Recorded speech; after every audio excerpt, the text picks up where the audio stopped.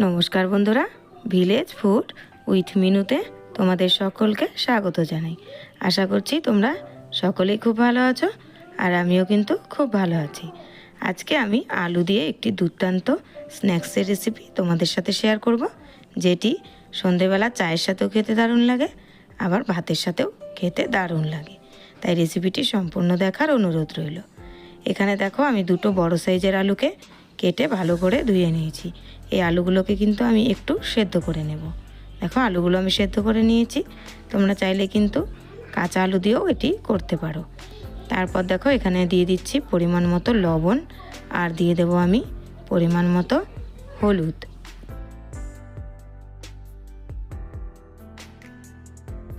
দিয়ে দিচ্ছি একটু কালো জিরে। কালো জিরেটা দিলে খেতে কিন্তু ভালো হয়।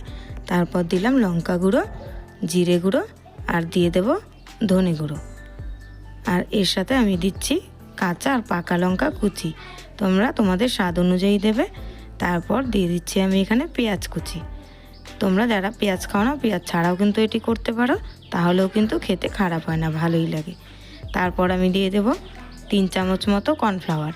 যদি কর্নফ্লাওয়ার না থাকে তাহলে ময়দা বা চালের গুঁড়ো দিতে পারো, তাহলেও কিন্তু একই কাজ হবে।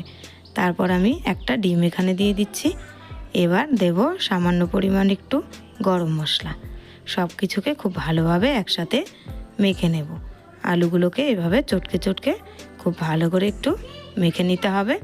তারপর তোমরা কিন্তু একটু দেখে নিতে পারো যে ঝাল আর লবণটা ঠিক আছে কি না। খুব ভালোভাবে একসাথে এগুলোকে আমি মেখে নিচ্ছি। দেখো কতটা সুন্দরভাবে মেখে নিয়েছি। এটা কিন্তু আমার মাখা হয়ে গেছে। অন্যদিকে কড়াইতে কিন্তু আমি সাদা তেল বসিয়ে দিয়েছি, তেলটাও কিন্তু গরম হয়ে গেছে। এবার একটা একটা করে পকোড়ার মতো এগুলোকে আমি সুন্দর করে কড়াইতে দিয়ে দেব। তোমরা যারা যারা আমার রেসিপিটি দেখছো তাদের কাছে আমার অনুরোধ, চ্যানেলটি প্লিজ সাবস্ক্রাইব করে রেখো আরও এই রকমের ভালো ভালো রেসিপি দেখার জন্য। তারপর দেখো, পকোড়াগুলো কিন্তু আমার কড়াইতে দেওয়া হয়ে গেছে। এক পাশটা যখন হয়ে যাবে তখন আমি এগুলোকে উল্টে দেব। দেখো, এক পাশটা কিন্তু হয়ে গেছে।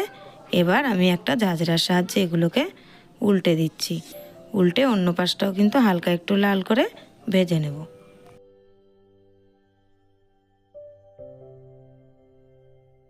পকোড়াগুলো কিন্তু ভাজা হয়ে গেছে। এবার আমি তেলটা ছেঁকে ভালো করে তুলে নেব।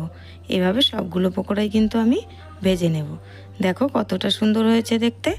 ঠিক এই রকম হালকা একটু লাল করে নিতে হবে, বেশি লাল করলে কিন্তু আবার তেতো হয়ে যাবে। ঠিক এই রকমভাবে এগুলোকে ভেজে নিতে হবে। দেখো কতটা সুন্দর হয়েছে দেখতে, খেতেও কিন্তু একদম মুচমুচে।